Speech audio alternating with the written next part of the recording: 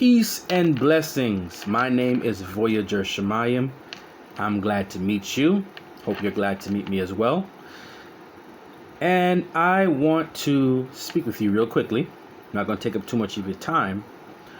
But first of all, let's get what I call a crystal check-in. What I'm rocking right now, I got some carnelian bracelet.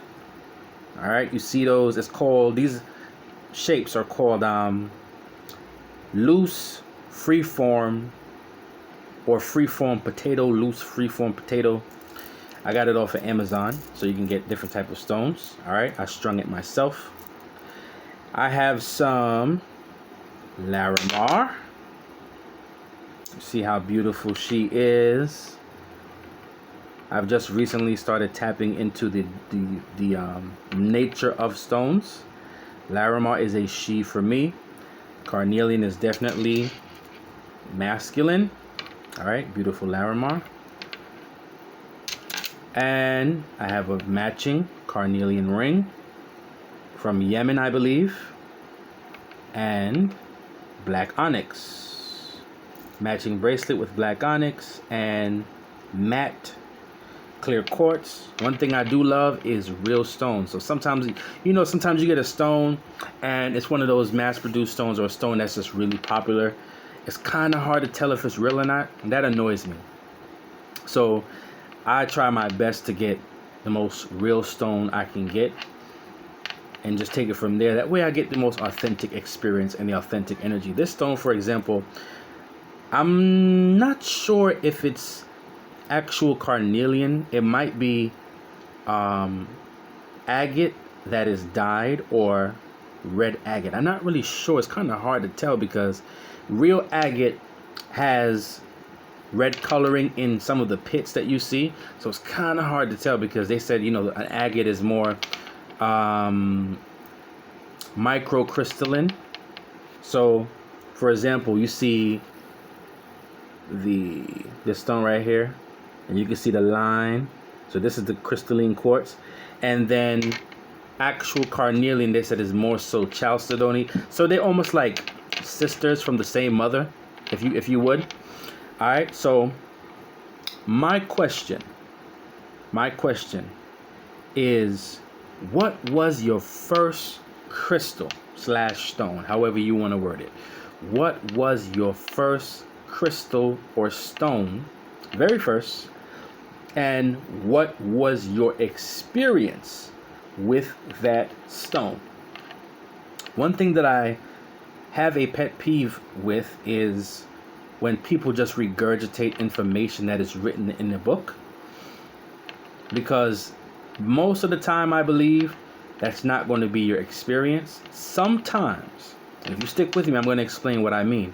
Sometimes the information in the book actually correlates to what your experience is. Sometimes it does, but most of the time it does not. So what was your first crystal? What was your first stone? And what was your experience with it? I love crystal experiences. I love when people share their stones, show their stones on camera, and tell their personal experiences. I love that so much because we get to either see where we have a resonation, where we resonate, and then maybe you have a different experience and we can lovingly compare. All right, so my first stone was amethyst. Now, this is not the actual first stone. That pendant is somewhere, I don't know where. But it was an amethyst stone. And I got the first amethyst in 2017. That was my first crystal ever. I went to a store in the city. I'm from New York. I went to a store in Manhattan called Rockstar Crystals. Awesome shop. If you're ever in the city, make sure you look up Rockstar Crystals. If you ever come to New York, Rockstar Crystals. Awesome shop. And honestly, that night, I said, okay, I'm going to the crystal shop. First time there, of course. And I prayed and I asked God, the Most High. I said, show me the stone I'm supposed to get. So as I was laying down there in and out of sleep, I just kept getting hit with amethyst bracelet, amethyst ring, amethyst in so many different forms. I just kept seeing it. So when I woke up, I said, okay, it's clear. I'm going to get an amethyst stone. When I went to the shop, honestly, to be honest, because they tell you, get the stone that gets you. Grab the stone that grabs you. In other words, don't necessarily get the stone that somebody's telling you to get. You can, don't get me wrong. But get the stone while you're in the store that pulls you, no matter what form it's in. Tumbled, raw, earring, ring, necklace, turtle. No matter what form you see the stone in, get the stone that's pulling you, or the stone that you picked up and you done walked around and checked 50 other stones and the stone is still in your hand. What your intuition is going to tell you, your higher self is going to say, I want to come home with you. The stone may even speak to you in your own voice, in your mind. And that's another topic. How do stones speak? But honestly, even though I knew Spirit was saying get the amethyst stone, which I did, it was a pendant point. So it was shaved down and it was in a wire cage, pendant point. I could still see it in my head now. But the first stone that caught my eye was goldstone. Now I know. It is a man-made stone, or man created. I know. Some people totally hate and are against man-made stones, but some people don't. You have to remember this.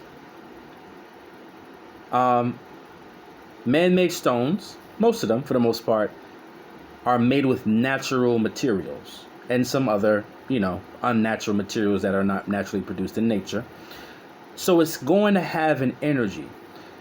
Once a stone or once something is created, it has an energy, it has an entity, it has a spirit, if you will. It has a being, if you will. So even though goldstone is particularly man-made or man-produced, it has natural materials in it, such as copper, depending on what color it is and stuff like that. So it has an energy. But if, man-made stones aren't your thing, no problem. Some people don't have a problem with opalite or whatever the case is.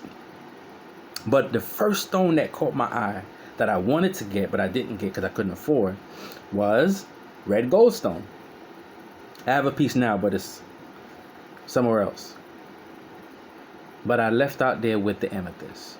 Now, my experience with the amethyst, and remember I told you about the book, right? How sometimes reading a book about a stone, it either correlates to your experience that you have, or it's totally different. So I got the amethyst, and at that time, I had just got back from Nantucket. And I was working UPS seasonal, and 80 to 90% of the drivers smoked. I never smoked or had the habit of smoking. Of course, some of us smoked at one point in our life, weed or cigarette or whatever.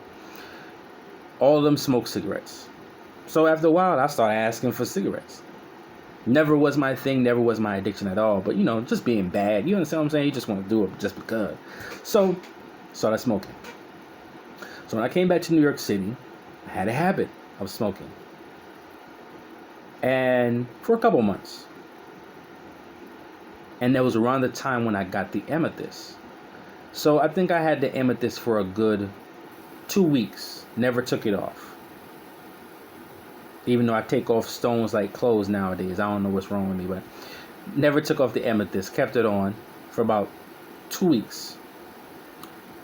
Then realized that I had no desire to smoke. And I did not smoke at all. Now, when I read the book, or read a book about amethyst, one of the things that it says that it is good, of course, aside from giving you lucid dreams or allowing you to remember your dreams or allowing you to dream more often and relaxation, but one of the effects of amethyst is it's good for fighting addiction. Boom. So in that case, the book correlated with my personal experience without having to read that book, without having someone else's opinion or experience taint my own. You get what I'm saying? So the next experience I had with amethyst was this. I don't know what it is with me and with amethyst and water. I don't know what the resonation is, but for some reason, when it comes to my life, amethyst likes to be in water, around water, or when I'm in the rain. I don't know what to say. Maybe it's because I'm a water sign. I don't know, but there's just this resonation with amethyst and water with me. And I remember one time I was walking home, or just walking on the street actually, and it was raining. Had on my amethyst. All of a sudden, I began to be aware of this bubble of light that I was walking around in, this protective bubble of white or bright light. And I was like, wow, that's crazy. That's interesting. And I knew intuitively it was the eminence emanating that bubble of light that I was walking in. And I experienced that, I think, more than once. Go back to the book. I went to the book. Robert Simmons' and Naisha Ashian, the blue-green book, the updated one, and Robert Simmons spoke about the bubble of light that the amethyst emanates. You see what I'm saying? So in some cases, your experience is going to be what's in the book, and in most cases, it's going to be something totally different. So that was my first stone. The amethyst stone. What was your first stone or crystal, and what was your experience with that stone? Once again, my name is Voyager Shamayim. Glad to speak with you. Glad to share my experiences in this life, with this journey. Peace, shalom, many blessings.